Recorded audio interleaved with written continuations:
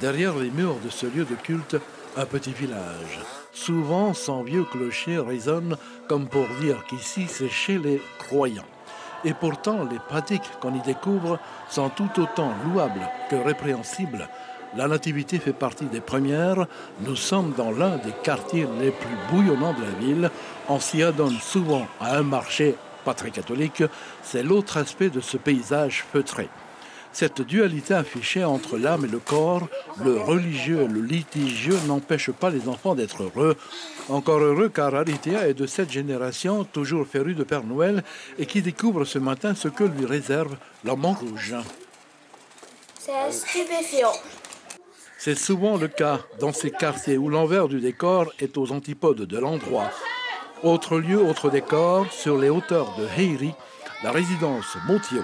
Une petite communauté relogée où l'esprit de famille est resté très fort. Ce sont les mêmes qui ont quitté leur quartier d'origine et ils se sont tous retrouvés ici.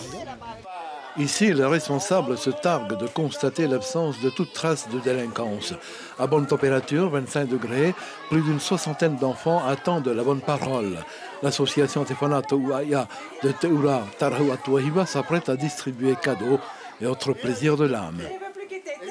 Alors par rapport à cette journée, par exemple, nous avons fait une levée de fonds, nous avons organisé un brunch et c'est cet argent qui nous a permis d'acheter, d'acheter tous ces jouets et puis voilà, d'acheter des jouets, d'acheter à manger, en fait pour leur faire plaisir. Vous êtes venus pour me voir, hein?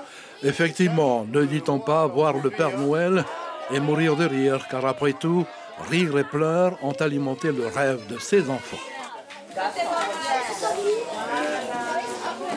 Comment tu l'as trouvé, le Père Noël? Gentil. Hein? Je sais pas. Tu sais pas? Et toi, qu'est-ce que tu as eu comme cadeau? Ben, un épée et un bracelet. L'information en continu sur Polynésie la première, Internet et réseaux sociaux.